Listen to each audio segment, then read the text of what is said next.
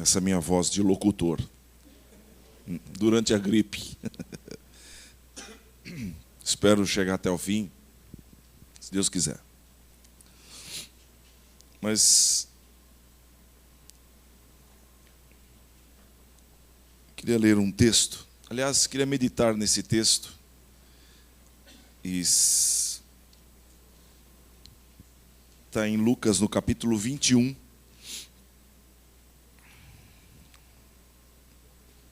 Vou ler um versículo, depois nós vamos voltar a esse capítulo. Lucas, capítulo 21. No verso 5. Ou melhor, vamos ler no verso 28.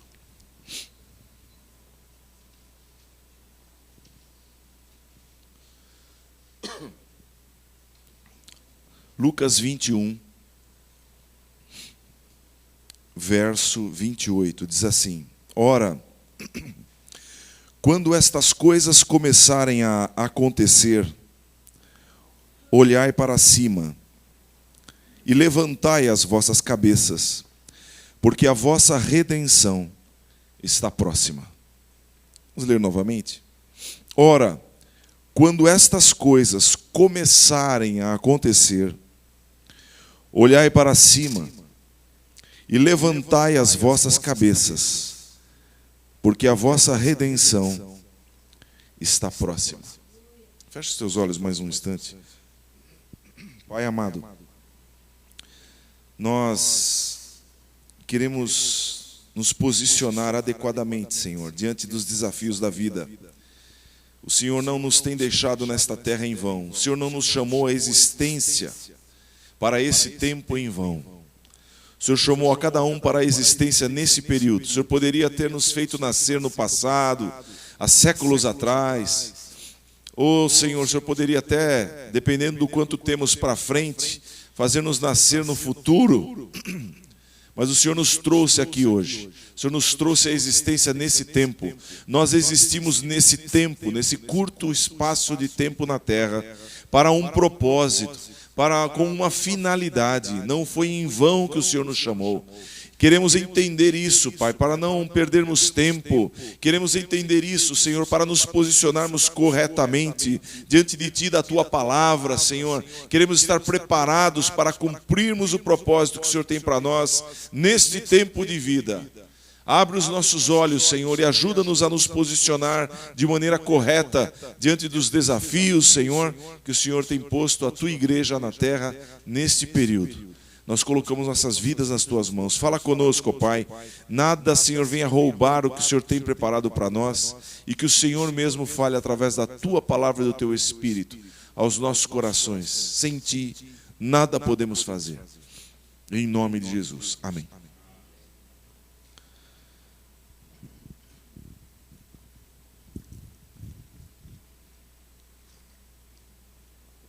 Irmãos, esse capítulo, desde o verso 21, Jesus responde a uma questão, uma pergunta dos discípulos. Mateus 24 também está detalhado essa conversa. Mas eu queria usar só o Lucas 21, porque aconteceu aqui o seguinte, no verso 5 de Lucas 21. Eu vou lendo e nós já vamos destacando as coisas desse texto, tá bom? Capítulo 21, verso 5. E dizendo alguns a respeito do templo, que estava ornado de formosas pedras e dádivas, disse: quanto a estas coisas que vedes, dias virão em que não se deixará pedra sobre pedra que não seja derrubada. Então veja só, os discípulos mesmos começaram a mostrar para Jesus e comentar com Jesus a beleza do templo. Olha, Senhor, olha que pedras, olha que construção, olha que ornamento formoso foi posto nesse lugar, Senhor. O templo para o judeu era o orgulho da sua nação, porque era o lugar da adoração do seu Deus. E os próprios discípulos se orgulhavam daquilo. Não havia um judeu que não se orgulhasse daquele templo. Olha aqui que dádivas, olha que ornamento, olha que pedras, que coisa bem feita, Senhor. Não é maravilhoso, Jesus? E Jesus jogou um balde de água fria e disse que tudo isso que vocês estão vendo, lindo, maravilhoso, dias virão em que não se deixará pedra sobre pedra que não seja derrubada. Aí perguntaram-lhe, dizendo: Mestre, quando serão, pois, estas coisas? E que sinal haverá quando isto estiver para acontecer? Então, essa pergunta, por exemplo, descrita, a mesma pergunta destacada em Mateus 24, eles incluem também, aqui faz parte dessa pergunta, tanto a pergunta para a destruição do templo, quanto as coisas que quando Jesus voltasse. Eles estão perguntando do fim do mundo e perguntando do fim do templo, porque eles associavam a mesma coisa. Um dia isso aqui vai acabar tudo e Jesus vai voltar. E Jesus começa a responder e começa a falar do fim, tanto do templo quanto do fim dos tempos. E é isso que eu queria chamar a sua atenção. Quando, Senhor, essas coisas vão acontecer? Que sinal o Senhor vai dar, estiver para acontecer? Deixa eu só ver aqui em Mateus, confirmando aqui esse comentário.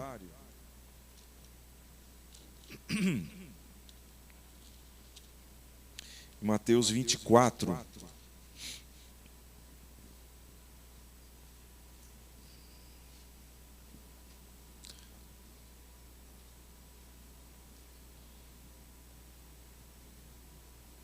Olha só como inclui essa pergunta, você pode juntar as duas. Esse é o valor dos sinóticos. Deixa eu explicar uma outra coisa. Se nos 4 livros, são 4 livros de pessoas que escreveram de Jesus, né?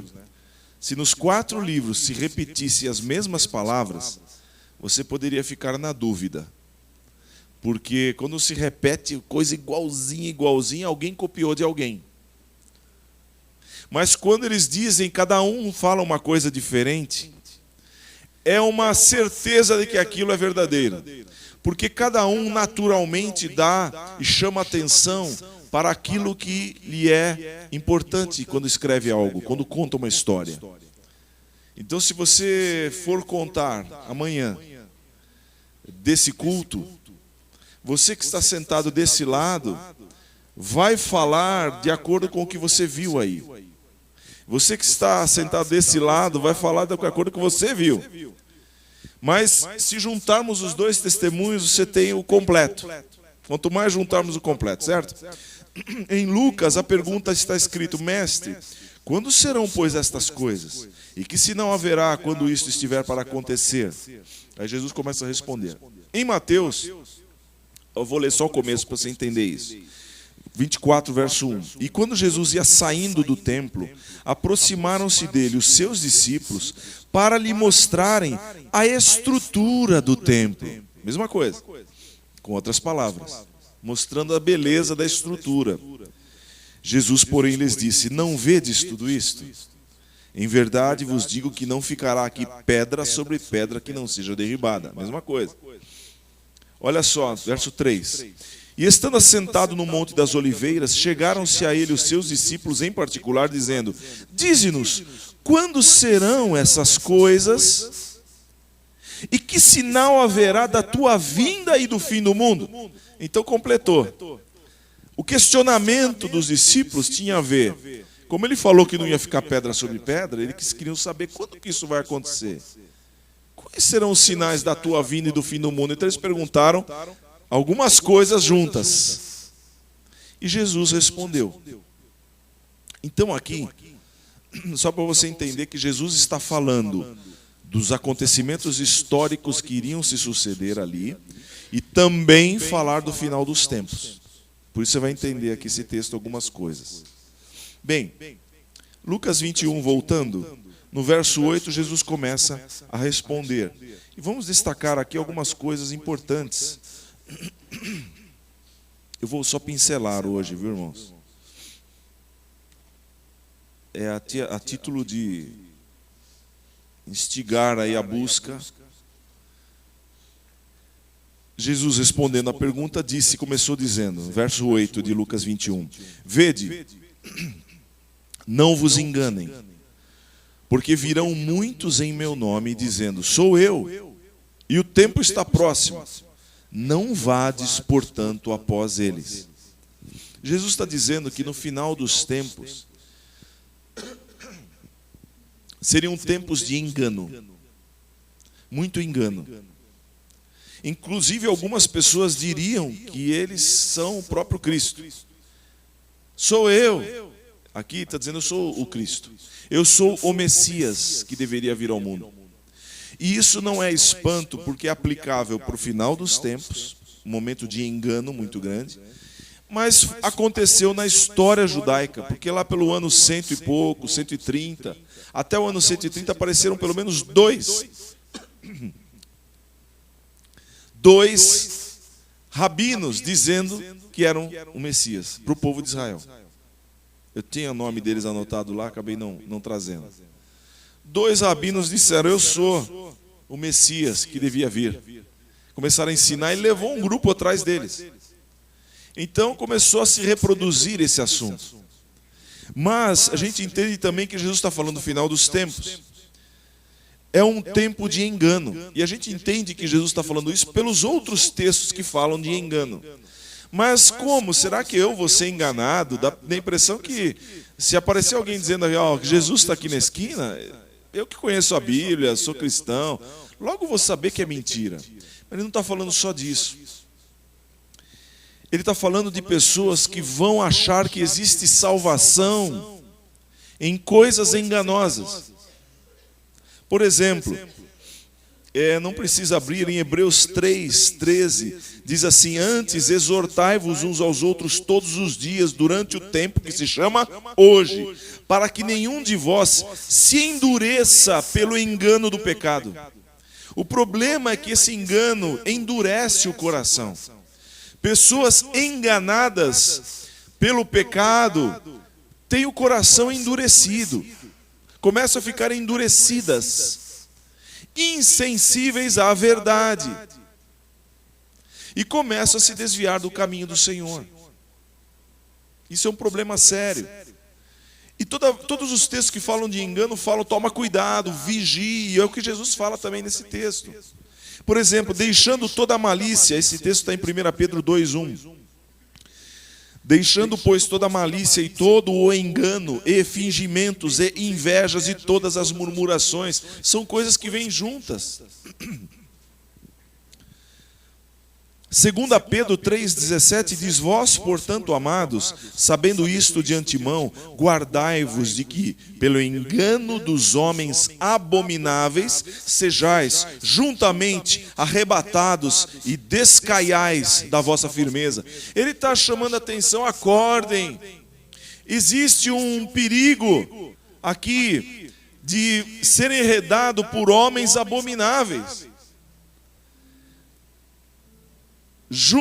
Sejais juntamente arrebatados pelo engano de homens abomináveis e descaiais da vossa firmeza. É possível estar firme e ser enganado por homens abomináveis?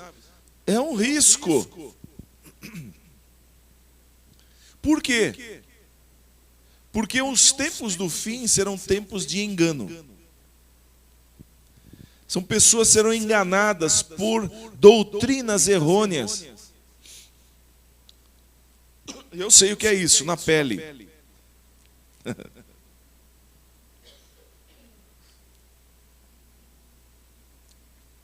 Como é fácil as pessoas partirem da palavra e começarem a tomar caminhos errados por interpretações pessoais. Não é à toa que existem muitas heresias, que são deturpações da palavra, em vários ramos. E todos dizem que tem base nas Escrituras. Então é perigoso isso. Por quê? Nós temos que estar firmados na palavra. Nós temos que estar firmados em Cristo. E Jesus fala, olha, não vão atrás deles, porque são pessoas que dá vontade de a gente seguir. São atraentes. São, digamos, carisma é a palavra que nós estávamos usando essa semana. Carismáticos, entre aspas, atraentes, porque apresentam uma forma, irmãos, e isso é um engano terrível, usando a palavra de Deus. Eu já contei para alguns irmãos, talvez tenha falado aqui, nós estivemos há muitos anos atrás, eu e a Inês, com um grupo de irmãos, tanto do Sul como de Minas Gerais. Foi marcado o primeiro encontro da nova era no Brasil. Chamava o Encontro do Poder da Mente. E foi lá no Sul, em Santa Maria. E haveria assim um fim de semana, um congresso. E vinha gente do Brasil inteiro. Então veio assim, acho que milhares de pessoas inscritas. Então os irmãos falaram, escuta, irmãos, temos que fazer alguma coisa. Contatamos os irmãos, veio gente de Bauru, tal. Foi um grupo, um exército. Nos reunimos também umas centenas de irmãos num acampamento, do acampamento batista, e de lá organizamos as estratégias de oração. Chegamos à cidade, alguns irmãos que estavam lá entraram no congresso, se inscreveram para orar lá dentro. Outros foram contratados pela sua profissão. Tinha um fotógrafo que estava lá, era do nosso grupo. Falou, eu sou fotógrafo, foi lá. Estou contratado, está trabalhando lá dentro. Você vê que tudo acontece na mão do Senhor. E por que eu estou falando isso? Porque havia uma proposta seguinte, na noite, a principal era a noite dos bruxos. Era sábado à noite. Viriam pessoas especiais. Uma ia fazer levitar com regressão. O outro ia fazer pintura por inspiração de mestres da sabedoria. Outro ia fazer música. Outro ia fazer imposição de mãos para a cura. E a outra que estava fazendo o maior sucesso, todo mundo esperando, era uma bruxa chamada Valentina, que ia chegar e ia fazer cura por método de tirar bichos do corpo. Era uma mulher que fazia coisa lá e tirava do ouvido, lesmas e coisas maravilhosas do corpo da pessoa. Não precisava, é só ir lá no Jorge Achille, lá fazer uma libertação, que sai uma coisa do corpo. Mas ela ia fazer, era o show da noite, milhares de pessoas. E lá, por isso que eu estou dizendo, quem estava cuidando disso era um padre. Quem estava organizando tudo isso. Não vou nem falar o nome dele aqui. Porque ele é escritor de livros e fez sucesso lá. Esse padre ele tinha todo o ambiente lá dele, era de acadêmico. Tinha o lugar lá dos estudos, onde davam os cursos, não sei o quê, só que ele era nova era total.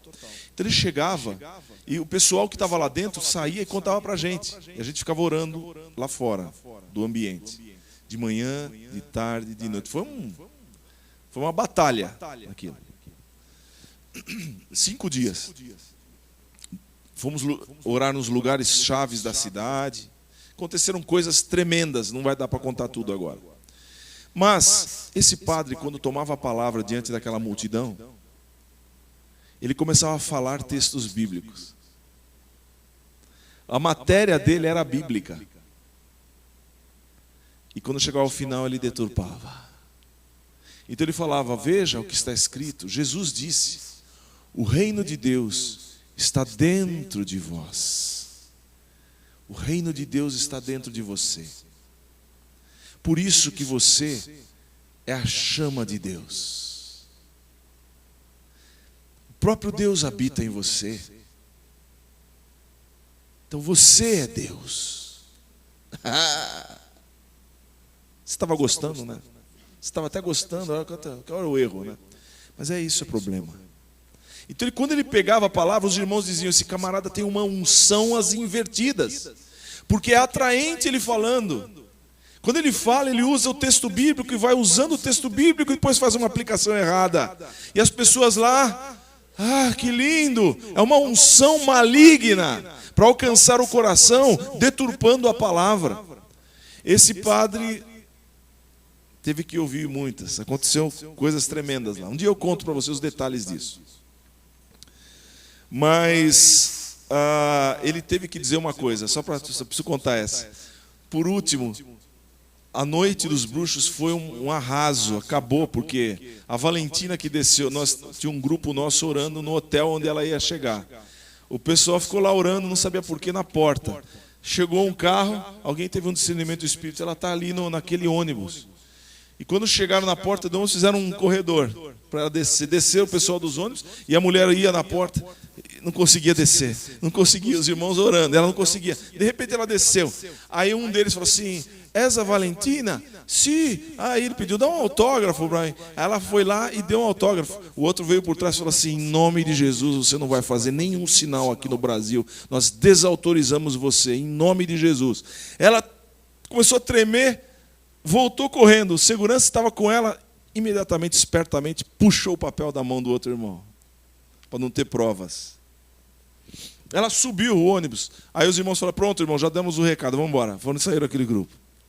À noite, o padre, infelizmente, a Valentina não pôde vir, ela teve problemas e disse a nós que não poderia vir hoje, tal. Não veio.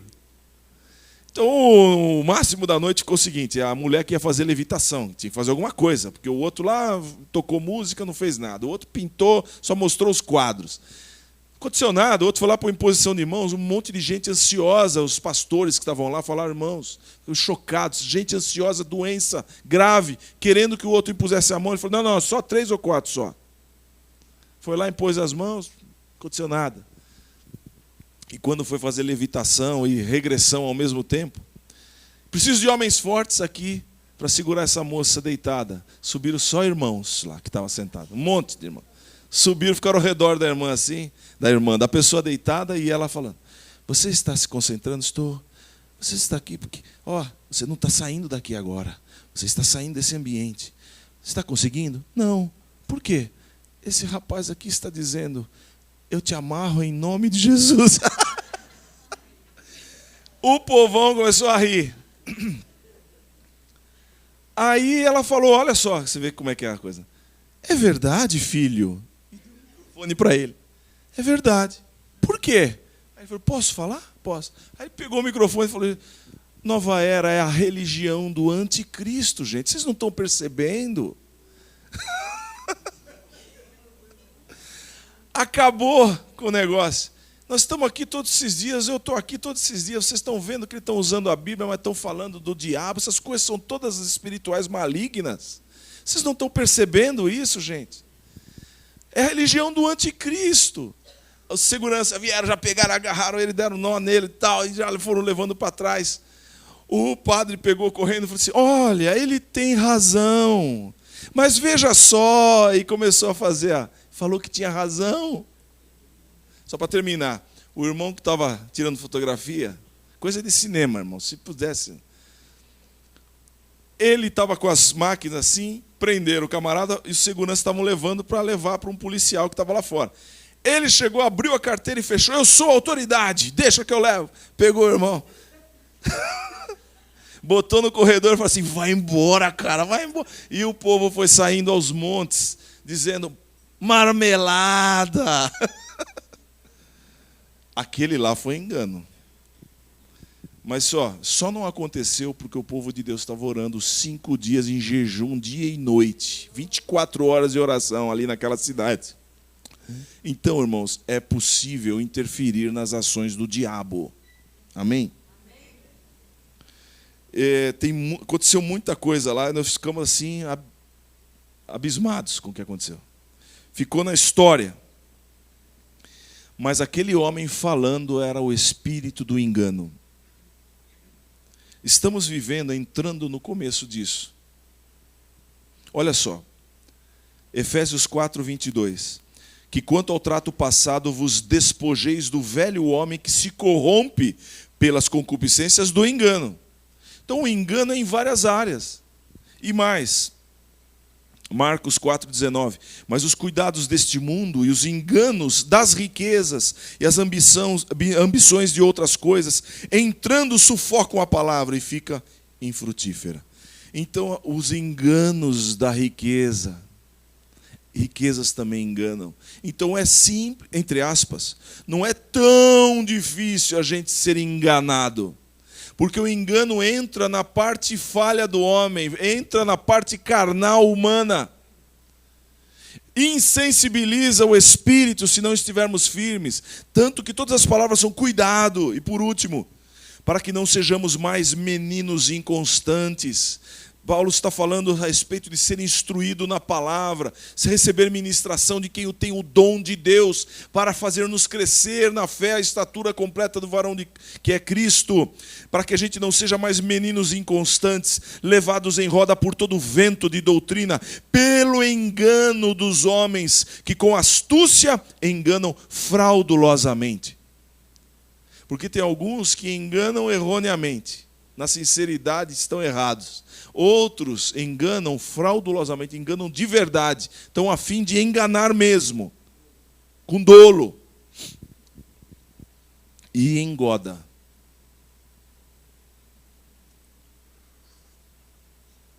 Então, irmãos, nós estamos vivendo um começo do tempo de engano. Sempre houve, tá? Mas no final dos tempos, vai aumentar. E nós temos que estar preparados. Jesus continuou dizendo o que vai acontecer no final. Essa parte alguns não gostam, mas eu vou falar. 21:9, Lucas. E quando ouvirdes de guerras e sedições, o que é sedição? Tumulto, revolta, motim. Jesus diz, não vos assusteis. Porque é necessário que isto aconteça primeiro, mas o fim não será logo, vai demorar um pouquinho ainda. E então lhes disse, levantar-se-á nação contra nação, e reino contra reino. Isso aqui já tem acontecido há muito tempo.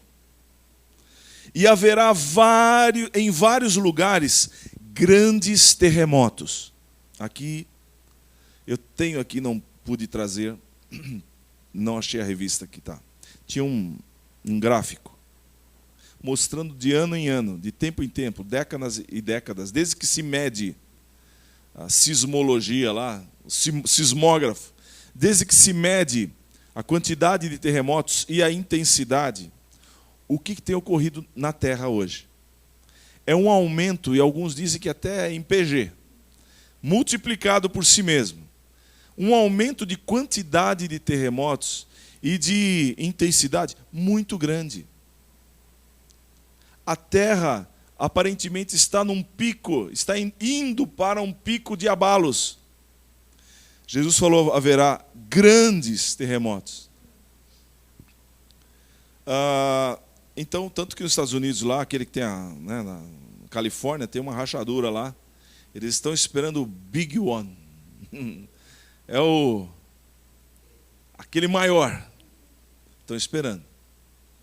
Porque ali é um lugar propício para uma coisa grande de terremotos. Outra coisa que Jesus falou, fomes. Fomes, pestilências. Aqui se refere a todo tipo de enfermidades específicas, enfermidades variadas, em tipo de peste, que se propague, ou não só por contaminação, mas que apareça aos montes. Haverá também coisas espantosas. Essa palavra no grego significa que espalha terror, que espalha medo. Temos missionários que estavam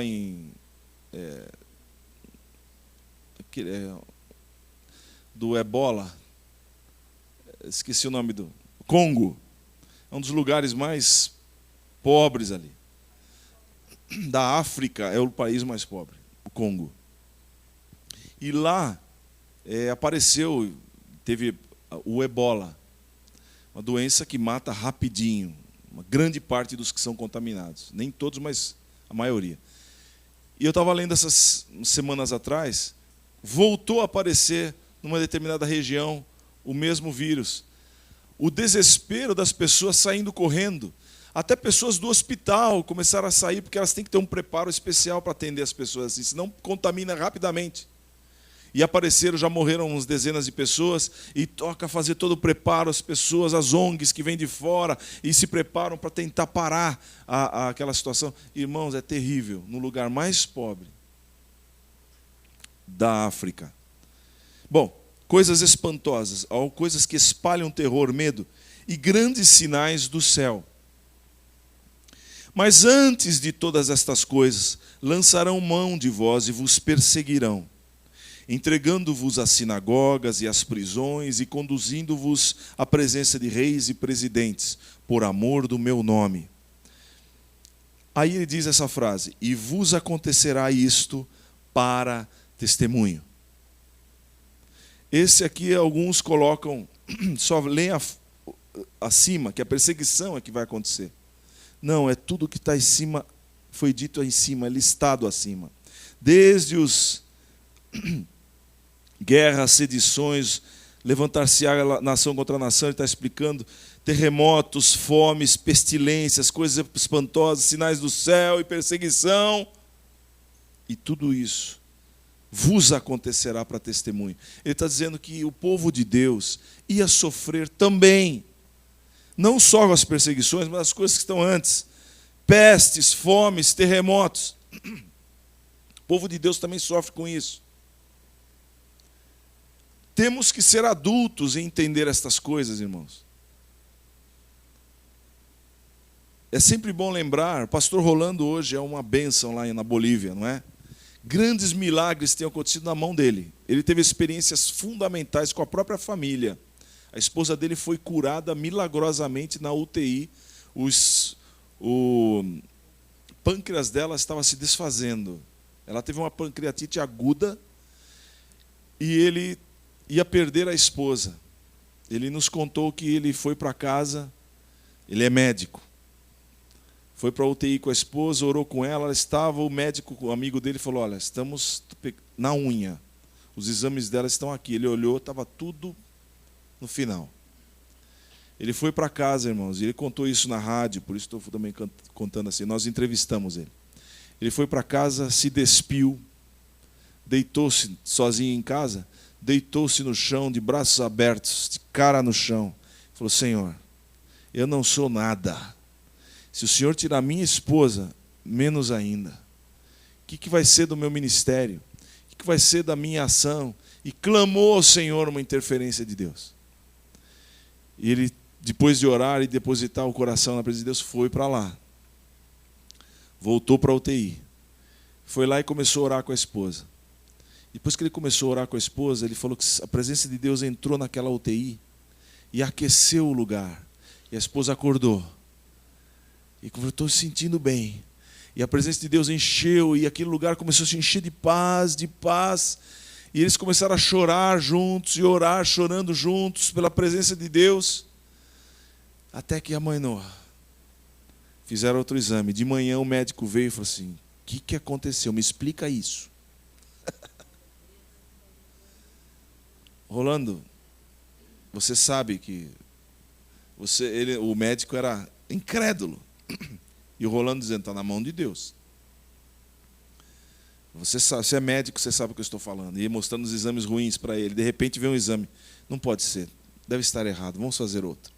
Fizeram. Vamos lá.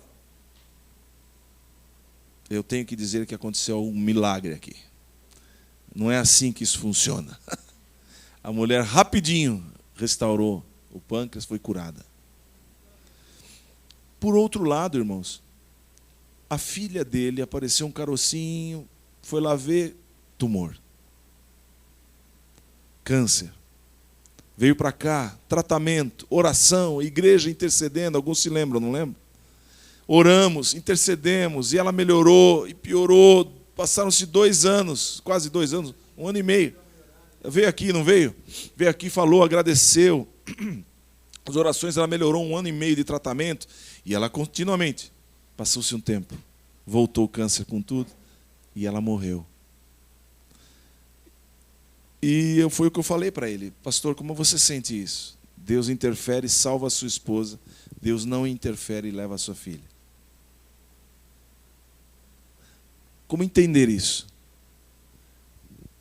É a vontade do Senhor. Deus quis assim. E eu, meditando naquilo, vi que nas próprias Escrituras estão repletas de situações assim. Prenderam Tiago, deceparam a cabeça dele, era o líder da igreja, e a igreja orando. Dias depois prenderam Pedro, ia passar pela mesma situação, o anjo foi lá, libertou ele da prisão, colocou ele para fora. Por que interferiu livrando Pedro e não interferiu livrando Tiago?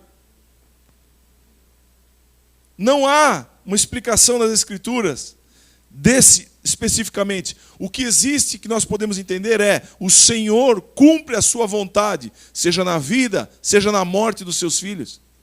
Então, quando ele diz aqui, e isso vos acontecerá para testemunho, os irmãos que passarem por grandes terremotos e tiverem que passar pelo cair as suas casas, como alguns irmãos lá no Haiti passaram, os que escaparam, os que ficaram ali, deram testemunho de que são fiéis até no momento de dor. Os irmãos que passarem por fomes, que estão na África, irmãos e irmãs, passando fome na África, estão lá sofrendo a fome e dizendo: bendito seja o nome do Senhor. Todos hão de ver que há um testemunho. Deus faz alguma coisa até para uma pessoa que está na fome. É isso que eu quero dizer. Se alguém vai passar por pestes, pestilências e vai morrer através de uma situação dessa, sendo cristão, algo diferente está acontecendo. Porque haverá de se manter como um testemunho, ainda que seja para a morte. Por isso que eu chamo a você, vamos crescer na palavra, irmãos. Você não foi chamado para ser libertado de todas as dificuldades, desculpe dizer isso. Talvez você queira uma mensagem mais alegre. Mas espera aí que no final a gente vai dar um alívio. Não quero te dizer que você vai morrer daqui a pouco. Eu quero dizer que para cumprir a vontade de Deus, vai chegar um momento da nossa vida, Deus quer, ainda que não chegue, mas Deus quer que chegue um momento da nossa vida em que a gente diga, seja por uma vida, quer seja pela morte, eu vou honrar o nome de Jesus, como Paulo falou. E se tivesse que ir hoje, eu ia logo, viu? Porque, olha, é muito melhor estar com Cristo. Mas, por causa de vocês, eu acho que devo ficar aqui mais um pouco. Paulo falou isso, porque ele tinha consciência de que a vida dele era para fazer a vontade de Deus, não é para ser livre de todas as dificuldades. E ele sabia, se Deus falou que vai me levar até lá, tudo que me acontecer durante, Ele vai cuidar de mim. Entende? Como assim? Deus falou para Paulo, você vai testemunhar na frente de César, certo? Aí ele entrou num navio, e o navio ia afundar. Ele falou, bom, se afundar antes de eu ir para César, Deus não é Deus. Foi orar. O anjo do Senhor falou, não vai mesmo. E faz o seguinte, segue as instruções que não vai morrer ninguém.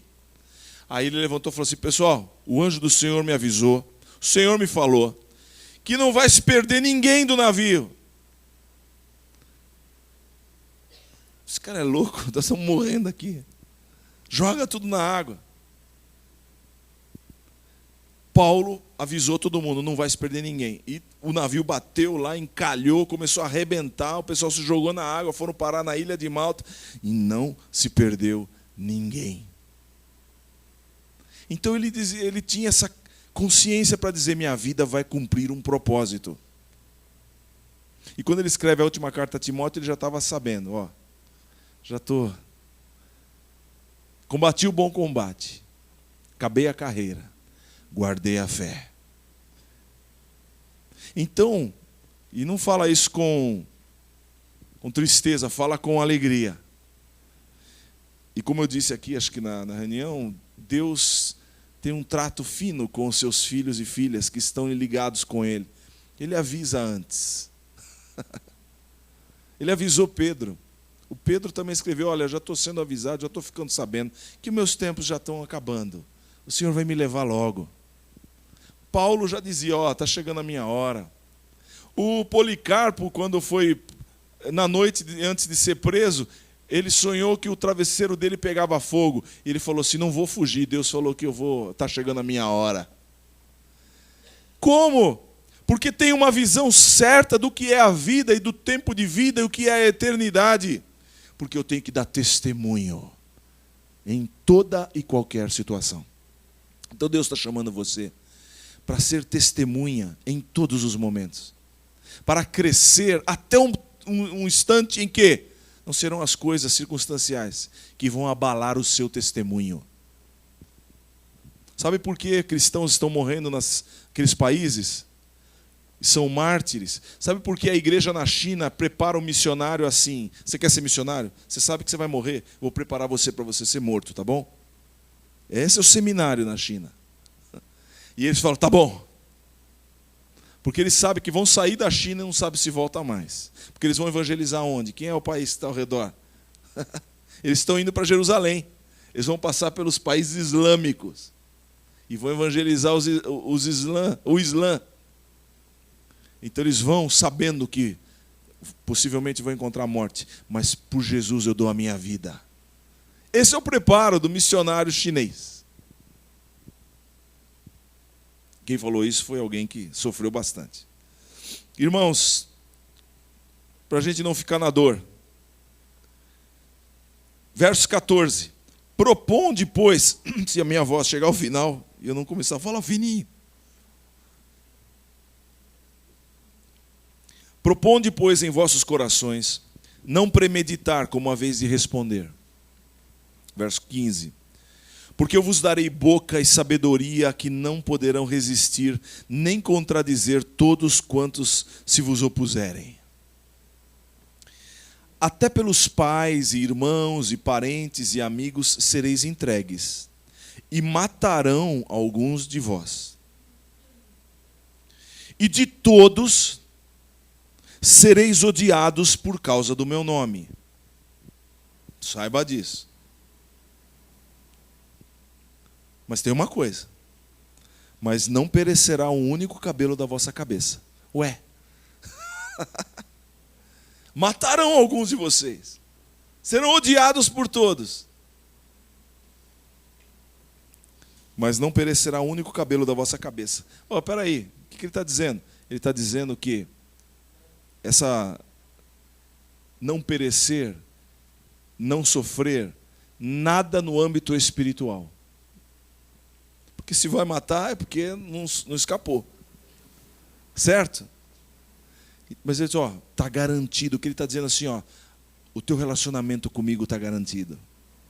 A salvação que eu dei para você está garantida. A situação difícil você vai passar, mas eu garanto que você não vai passar por dificuldades espirituais. E quando a gente tem essa certeza, vai ficar que nem Paulo. É para lá que o Senhor está nos chamando. Aí ele diz, Jesus diz, na vossa paciência, possuí as vossas almas. No original é, na paciência, na perseverança, ganhe a sua alma. Mantenha a vida, mantenha a salvação que você tem. Ganhe a sua vida, perseverando, não desistindo. Mas, quando virdes Jerusalém cercada de exércitos, agora está falando do tempo. Sabei então que é chegada a sua desolação. Então os que estiverem na Judéia fujam para os montes. Eusébio contou, Eusébio foi um historiador da igreja. Ele contou na sua história da igreja, no ano 300, mais ou menos ele escreveu a história da igreja, que a igreja de Jerusalém fugiu quando veio a perseguição. Quem ficava dentro da cidade morria. Quem ficava dentro da cidade cercada morria. Então, eles faziam o seguinte, começou a chegar os exércitos de Roma e tal, fugiam. Saíam da cidade e iam para os montes. diz que por uma revelação, a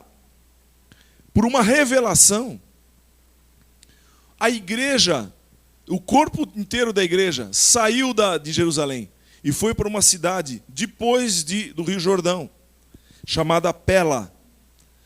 Por isso que a igreja se manteve também. A igreja não permaneceu em Jerusalém.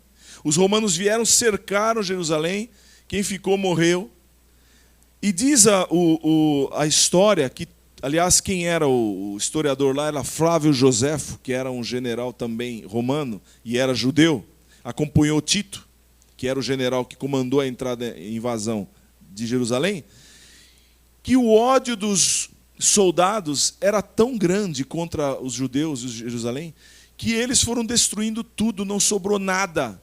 O Tito até nem queria destruir os lugares. O templo, por exemplo, era um lugar para ser restaurado, preservado. Mas o Tito não conseguiu passar essa mensagem. O pessoal, quando entrou com um ódio tão grande, destruiu tudo. Não ficou pedra sobre pedra, como Jesus havia dito. Coisas que Jesus falou. 21, então os que estiverem na Judéia fujam para os montes. Os que estiverem no meio da cidade saiam, e os que nos campos não entrem nela. Porque dias de vingança são esses. O que são dias de vingança? No Velho Testamento, todo juízo de Deus sobre uma nação, sobre um povo, era chamado de ira do Senhor. A ira do Senhor é um cumprimento de uma justiça, não é uma injustiça. Então o que é isso? É como se tivesse que cumprir um juízo. Há uma dívida que precisa ser paga, cobrada. Espera-se que aquela dívida seja paga de várias maneiras. Não é? Vem o juízo. O dilúvio foi assim. Foi um juízo de Deus. Dias de vingança. Por quê? Porque Jesus estava lembrando que havia muitas profecias contra Israel. E, irmãos, não foi pouco esse momento. Porque depois que Roma entrou em Jerusalém e destruiu o templo, o povo foi obrigado a fugir. Os que já tinham fugido, então, não puderam voltar. E foram espalhados pelo mundo. No ano 70 da era cristã, cumprindo a profecia de Jesus. E desde então, só foram voltar à terra deles em 1948, quando se fundou o Estado de Israel. O povo judeu se espalhou por quase 2000 anos. Espalhado pelo mundo, coisa que já tinha sido profetizado no Velho Testamento. E olha aqui, Jesus fala, para que se cumpram todas as coisas que estão escritas. Depois você lê Jeremias 30, verso 7. Mas ai das grávidas e das que criarem naqueles dias, porque haverá grande aperto na terra, e ira sobre este povo. Cairão ao fio da espada, para todas as nações serão levados cativos, e Jerusalém será pisada pelos gentios, quem não é judeu, até que os tempos dos gentios se completem. Irmãos, é até o final da graça. Vai acontecer isso. Até hoje está sendo pisada por gentios. Jerusalém hoje não é inteiramente dos judeus. Dividida em 3. E haverá sinais no sol, na lua, nas estrelas, na terra, angústia das nações, perplexidade pelo bramido do mar e das ondas. Sabe o que é isso? Homens desmaiando de terror, na expectativa das coisas que sobrevirão ao mundo, porquanto as virtudes do céu serão abaladas, desestruturação das coisas naturais. Antes de você sair correndo, espera um pouco, não fuja. Então verão vir o Filho do Homem numa nuvem, com poder e grande glória. Quer dizer, no auge da crise, Jesus vai voltar. Ora, Jesus diz, quando estas coisas começarem a acontecer, para aqui um pouquinho. Quando começar a acontecer, eu quero fugir. Eu quero estar longe, quero ir para o Brejo da Serra. O Brejo da Serra é um lugar tão distante, tão difícil de chegar até para o piauiense. Então é um lugar distante. A gente demorava 5 horas, maior parte de terra de areia branca, como se fosse de mar. Você tinha que murchar o pneu do carro para chegar lá. E você tinha que sair antes da meia-noite, porque depois, se você chegasse lá antes das 5 da manhã, o sol saía assim no horizonte, naquela areia branca. E quem vai fica cego, porque o sol sai de frente quando você está indo para lá. Então tem que ir antes. Então a gente saía para ir lá, o pessoal saía 11 horas da noite, meia-noite. E ia embora correndo para entrar naquela estrada, chegar antes do sol nascer. Mesmo assim, sempre tinha alguma dificuldade e tal. Quando nós começamos a chegar, o sol saiu. Haja óculos escuros, né? E chegamos naquele lugar seco, onde uma fonte sai da serra e passa pelo meio da areia. Aonde tem aquele filete de água que vai enlarguecendo, vai ficando largo, começam a nascer as flores. E lá tem aquelas, como é que chama aquele? Buriti, pé de buriti. É uma tora, é um tipo palmeira enorme, comprida, onde nascem os buritis, os coquinhos, aos montes ao redor daquela aguinha. Uma coisa espetacular. Quem vai para lá e fica lá, planta cana ao redor daquele filetinho de água. Então fica cana com buriti, o pessoal faz lá um monte de, durante um tempo do ano, faz as plantações, faz a rapadura, que é doce, mas lá é mole, né? Porque ela fica molezinha, uma delícia, e depois vai vender lá. Mas para chegar lá, você passa até em cidades fantasmas. Demora para chegar lá. Aí eu falei, eles compraram um terreno, lá é o acampamento deles. É um terreno da igreja. Fizeram uma cabaninha lá no beiro daquela água, com aquelas árvores somente ali. E eu falei, qual é o limite aqui desse terreno? Falei, aquela cerca ali é cerca aqui. Aí eu olhei aqui, o negócio subia, assim, uma areia. E aqui? Falei, aqui, o que você quiser. O que você quiser é teu. Não tem fim, porque é um areião. E não dá para você andar, você enfia a pé toda hora, cansa andar ali. Irmãos, ali é um lugar bom para quando chegar ao fim do mundo, se você quiser, eu te levo lá. Eu sei o caminho. Mas, ele fala tudo isso, e como eu descrevi algumas coisas ruins para você, homens desmaiando de terror, Jesus fala, quando essas coisas começarem a acontecer, olhai para cima. Sabe o que é essa palavra? Algumas traduções trazem, exultai. Uma atitude da alma. Não é só uma questão de levantar a cabeça e olhar para cima fisicamente. É, levante a sua alma. Deixe a sua alma exaltada. Encha-se de ânimo. Posicione-se positivamente, Jesus está dizendo. Quando essas coisas começarem a acontecer, levante a sua alma, não se abata no espírito, nos seus sentimentos, não se abata nas suas emoções. Eleve a sua alma, e essa parte é nossa, irmãos. Porque é muito fácil a gente desanimar com os acontecimentos que ocorrem ao nosso redor. E depois diz, levantai as vossas cabeças, eleve a sua alma e levante a sua cabeça, porque a tendência é deixá-la cair. Levante a sua cabeça. Cabeça tem a ver com governo. Mantenha-se no governo de si. Continue, persevere na posição que o Senhor te chamou. Por quê?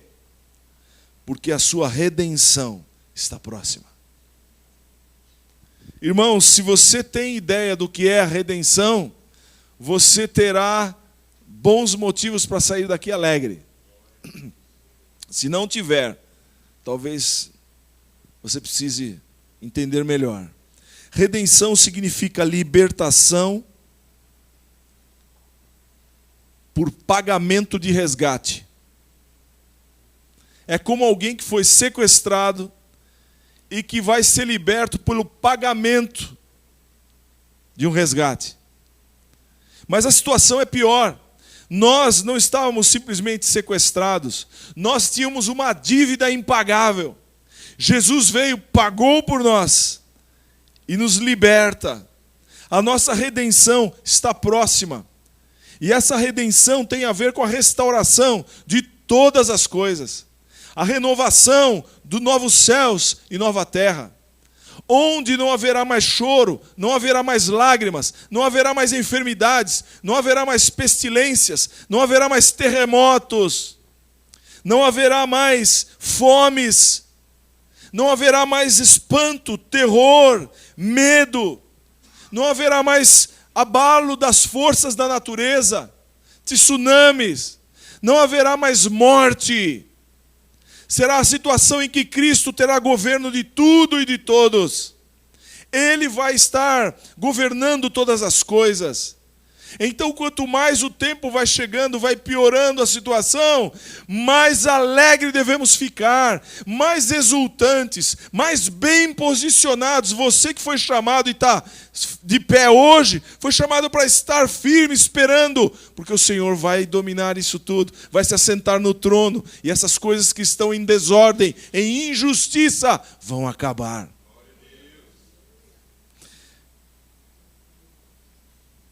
Quando essas coisas começarem a acontecer. E ele está falando nesse sentido, de ter uma boa recepção para essas coisas. Para receber bem as situações difíceis que virão, porque a redenção está próxima. Por que ele diz isso? Por que eu posso afirmar isso? Terminando, disse-lhes uma parábola. 29.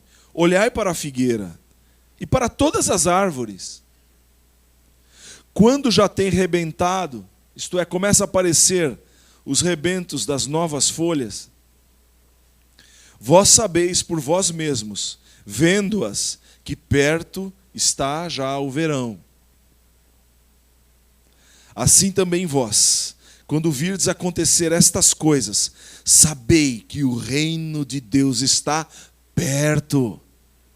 Não é para ficar de olho na circunstância, não é para ficar de olho no terremoto, não é para ficar de olho na peste, não é para ficar de olho no sofrimento da morte. É para ficar de olho, está chegando o reino. Está chegando o momento em que essas coisas vão acabar. Quanto pior ficar, melhor, porque Jesus está vindo. A redenção está próxima. Perto está o verão. Em verdade vos digo que não passará esta geração até que tudo aconteça. Opa, que negócio é esse? É esse aqui que muita gente fica em dúvida. As coisas que Jesus falou, a maioria dessas coisas aconteceram também em Jerusalém. Menos 30 e poucos anos depois de que Jesus falou isso, veio o imperador Tito, destruiu Jerusalém, as pessoas tiveram que fugir, fugiram com suas famílias, passaram por angústias, durante milênios o povo de Israel passou por angústias. E está se cumprindo, no final dos tempos, coisas parecidas acontecerão. Mas é para nós nos posicionarmos adequadamente.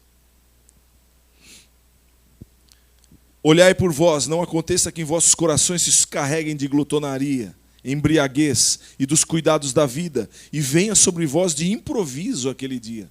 Isto é, pessoas que começam a buscar só os prazeres e as alegrias, e os cuidados da vida, e vai ser pego desprevenido. Por que ele diz isso? Porque virá como um laço, como uma armadilha, vai ser um acontecimento inesperado para muitos, sobre todos os que habitam na face da terra. Para eles é uma armadilha que virá. Jesus para nós está dizendo, vigie. Por quê? Vigiai, pois, em todo o tempo, orando. Para quê? Para que sejais por dignos de evitar todas estas coisas que hão de acontecer e de estar em pé diante do Filho do Homem. Duas situações para nós orarmos. Para evitar muitas destas coisas. Segundo, para que estejamos de pé quando o Filho do Homem vier. E de dia ensinava no templo, à noite saindo ficava no monte chamado Oliveiras. Mateus fala que ele falou esse ensinamento, que complementa com Mateus 24, na última vez em que ele saiu do templo e não voltou mais, porque quando ele voltou para Jerusalém, ele voltou para ser morto, Jesus. Então, ele falou isso lá, e de lá onde ele ficava, ele via o templo. Irmãos,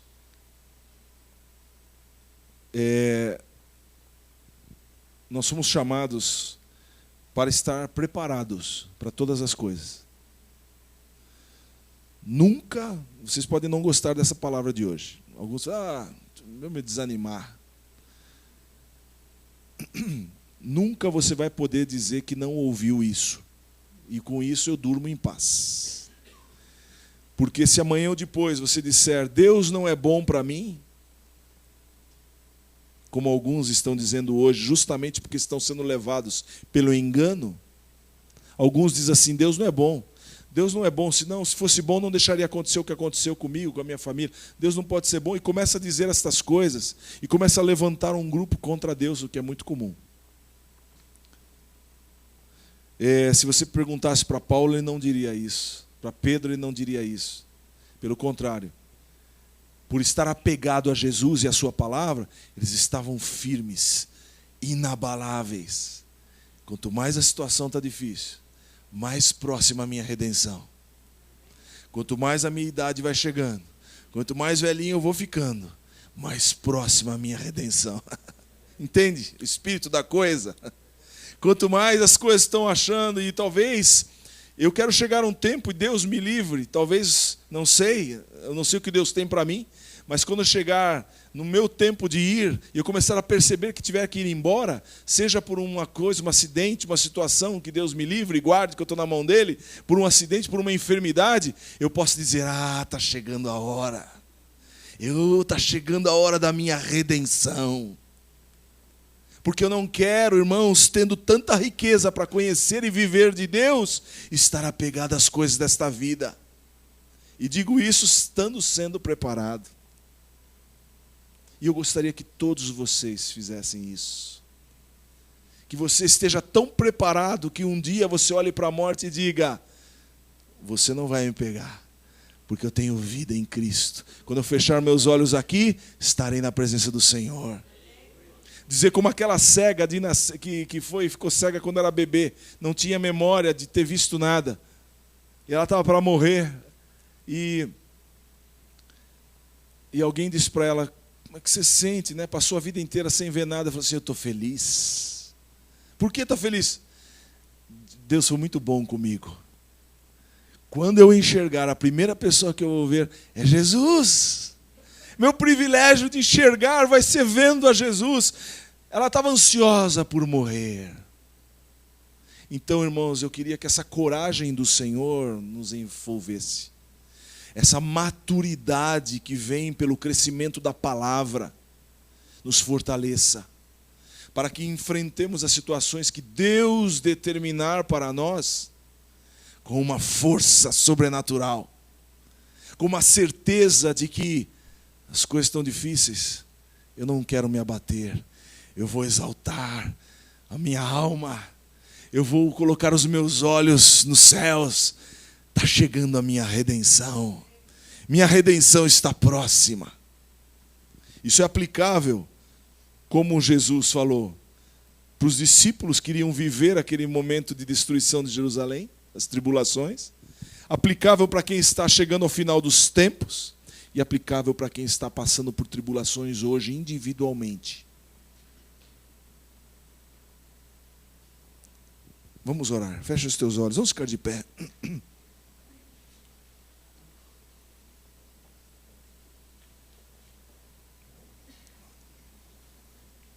Irmãos, eu ia falar outra coisa hoje. Mas esse assunto estava pulsando. Não sei por quê.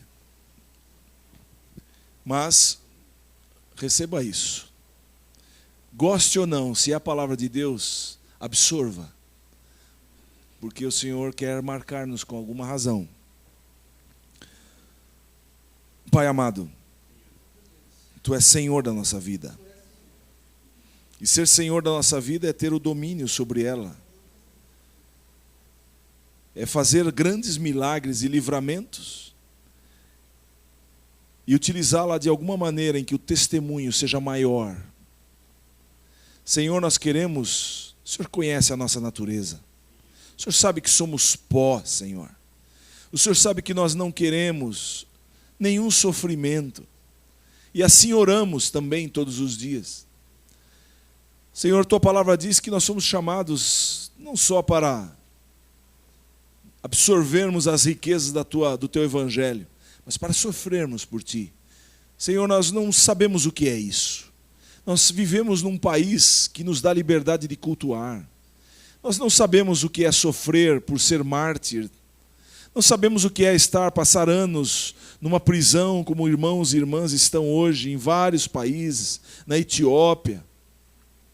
Muitos irmãos e irmãs estão passando por dificuldades hoje em vários lugares, seja na China ou nos países islâmicos, que são radicais, que não suportam a pregação do nome de Jesus, que não podem saber que cristãos leem a Bíblia, porque são perseguidos e são maltratados, por vezes por pessoas de suas famílias. Senhor, nós não sabemos o que é isso. Senhor, nós não e também não queremos. Pedimos que o Senhor visite os nossos irmãos que sofrem e os alivie de suas dores. Mas, Senhor, pela fé na Tua palavra e ouvindo a Tua palavra, nós sabemos que muitos deles estão sofrendo lá, estão dando testemunho de Ti.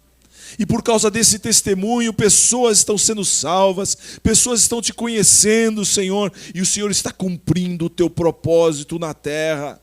Senhor, dá-nos, Senhor, maturidade para crescermos, para podermos estar atentos e Te glorificar e Te engrandecer quando os Teus milagres ocorrerem em nossas vidas. E para Te glorificarmos e Te engrandecer quando as coisas não ocorrerem em nossas vidas. Porque o Senhor continua o mesmo para nós e nós Te amaremos de qualquer jeito. Dá-nos esta maturidade, Senhor. Faz-nos crescer no Teu conhecimento. Faz-nos crescer no amor por Ti. Para sabermos, Senhor, que quando as dificuldades vierem, a situação, o Senhor nunca nos deixa, o Senhor nunca nos abandona. Não é porque as circunstâncias são ruins que nós estamos sozinhos, mas o Senhor está conosco. E estar contigo, diz a Tua palavra, estarei com Ele na angústia. Livra-lo-ei e o glorificarei. O Senhor está conosco, Senhor, nos momentos de dor. O Senhor nos acompanha no choro, na tribulação, na tristeza. O Senhor está conosco e é preferível, Senhor, passar tribulações contigo do que passar alegrias sem a Tua presença. Senhor, certamente o Senhor estará conosco nos momentos de dificuldade, mas está conosco nos momentos de paz.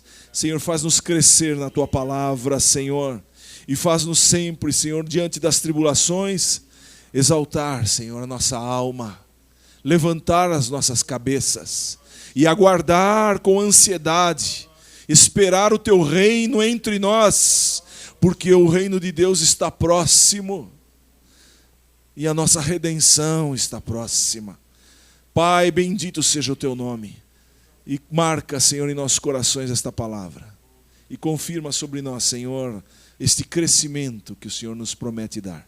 Em nome de Jesus. Amém, Senhor. Amém. Amém, amados. Você coloque diante de Deus aquilo que tocou o teu coração hoje. Se é algo que você precisa colocar diante de Deus, se é um posicionamento de reorganização do pensamento, faça isso com Deus. Vou passar mais um minuto em oração. O que é que tem abalado a sua vida? Eu quero dizer que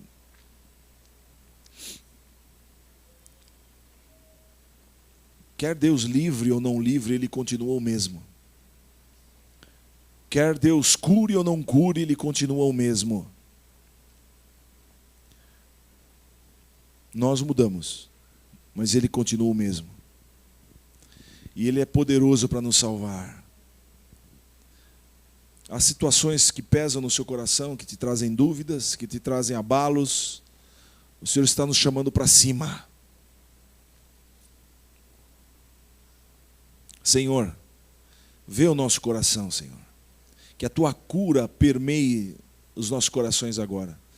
Cada um dos Teus filhos e filhas que tem aqui algo, Senhor, que incomodou nos seus corações agora, esteja sendo exposto diante de Ti, de tal maneira, Senhor, Que a nossa fé seja inabalável, como diz a tua palavra. Senhor, chama-nos para esse nível, Pai. É para aí que o Senhor quer nos levar. Queremos ter uma fé inabalável. Isso não abrimos mão, Senhor, de ver o teu poder. Não abrimos mão, Senhor, de ver o Senhor se mover entre nós.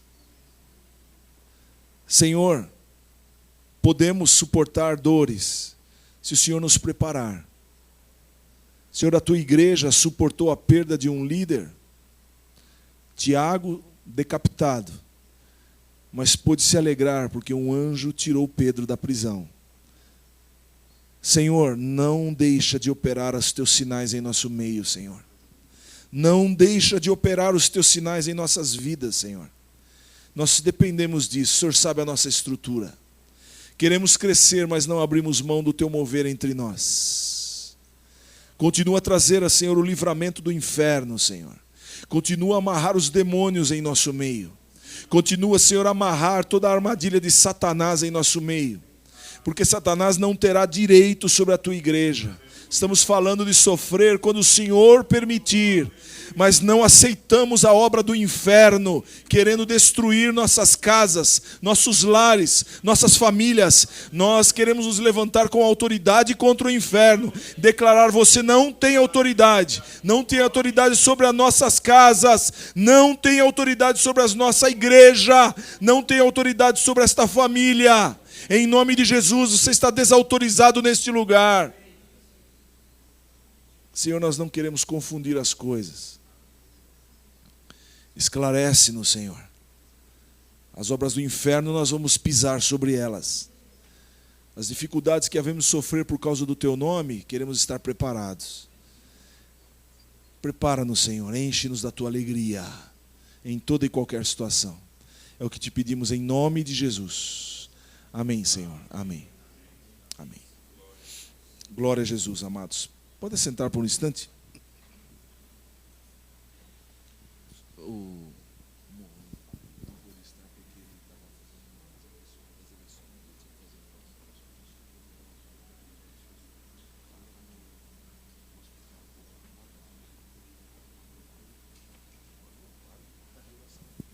Paz do Senhor, irmãos, rapidinho, nesse espírito, entendendo que Deus está no controle de tudo, queria pedir que vocês colocassem nas suas orações o meu pai, que agora à tarde ele estava com uma dor no peito aqui. Inclusive eu até falei agora que, lá com eles, ele fez os exames e a enzima deu alta de novo. E aí os médicos estão achando que pode ser que o stent que ele colocou pode ter entupido novamente. Então ele não se sabe se ele vai ficar lá onde ele está, que é no Hospital Dante Pazanese. Mas se vocês puderem orar, principalmente pela cura da diabetes, que é um dos problemas. A diabetes dele não baixa de jeito nenhum, não sei porquê, mas ele também é aquele gordinho safado, sabe, que, ainda sabendo que não pode fazer umas coisas, ele come algumas besteiras ainda, para você ver. Então, assim, se vocês puderem orar por eles, colocarem nas orações. Um agradecimento especial. Tivemos sábado o Café dos Homens. Quero agradecer muito a Emília, a Álvaro, a Rosela e a Carol. Eles fizeram o café aqui, vieram mais cedo para organizar. A Carol fez as compras durante a semana. Muito obrigado. O café foi uma bênção. A gente mudou o horário e o esquema também foi um pouco diferente. Foi bastante positivo. Já estamos pensando no próximo. Então, isso tem que ficar marcado o agradecimento a todos que participaram. A cantina, ajudem a cantina, está maravilhoso, tem salgadinho, lanche, doce, bolo. Eles precisam da ajuda para poder ter a grana, o dinheiro para poder ajudar no acampamento daqueles que não têm o dinheiro para poder ir. Então, se vocês puderem ajudar, por favor, comam, quem está com fome, ajude bastante. Segunda-feira, estudo do livro de ética, às 7 horas, reunião de oração, 8 horas. Quarta-feira, reunião das mulheres, 3 horas da tarde. Próximo, por favor. Curso de batismo, quem tem dúvida, qualquer coisa, pergunte para o pastor Jorge, pastor Gilberto. Quer saber mais, quer fazer o curso para se batizar, procurem eles. Próximo, dia 21/10 vai rolar um culto infantil aqui na igreja, onde as crianças vão estar ministrando aqui também. O tema vai ser pescadores de crianças. Quem vai dar a palavra vão ser as crianças. Então não faltem dia 21/10. Próximo, encontre intimidade com Deus. Olha, os irmãos que já fizeram, fiquem atentos para falar para os outros irmãos que não fizeram como é, porque é maravilhoso. Um momento reservado para um encontro inesquecível com o Pai. Venha se esvaziar do mundo e se encher do Espírito de Deus. Você será impactado com o que Deus te reservou para esse encontro. Pessoalmente, Deus tem algo preparado especial para você. Então, se você não fez, procure os irmãos que fizeram, que vocês vão entender o que é. Olha, dia 9, 10 e 11 de novembro, R$ 65,00 por pessoa, já está incluso o alimento. As inscrições são com o pastor Jorge Shirley, ou então com a Shirley, e venha sentir o fogo do Espírito Santo, o Espírito de Deus. É isso aí. Então, obrigado. Pastor Gilberto. Amém, amados. Peço, o pastor Morrone pediu que avisasse. Ele foi, acho que tinha que fazer uma fiscalização da OAB em algum lugar, e ele falou, talvez não dê tempo de eu vir. Então ele me contatou dizendo que não viria já no final, depois falou, não vai dar tempo. Tem que fazer fiscalização de urna em algum lugar, e às vezes tem que representar a OAB, né? Glória a Deus. E oração pelo pastor Ibrahim também, né? Ele, segundo as informações que eu tive, os médicos falaram assim, ó, na situação que ele está, não podemos fazer mais nada, fazer o tratamento, então vai para casa. Os médicos estão sem perspectiva a respeito do caso dele. Então ele está indo para casa enfraquecido, não pôde fazer as cirurgias até que fariam, retirada de tumores em alguns lugares que tinha. Então a situação dele é uma situação muito delicada. Continuemos orando. Ele é como eu falei lá, ele é um cedro do Líbano. Vamos orar, amados, para encerrar. Vamos ficar de pé? Senhor,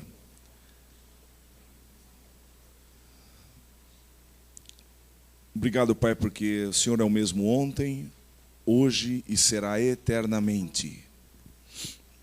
Continua, Senhor, a operar em nossas vidas, continua a dirigir os nossos passos, a abençoar nossas casas, nossas famílias, nossos trabalhos. Que tenhamos uma semana, Senhor, debaixo da Tua orientação. Fala ao nosso coração continuamente, Senhor. E leva-nos em paz aos nossos lares. Que a graça do Senhor Jesus Cristo, o amor de Deus, as consolações do Espírito Santo estejam conosco e conosco permaneçam desde agora e para todos sempre. Amém. Amém. Dá um abraço no teu irmão, vá na paz do Senhor, que Deus te abençoe.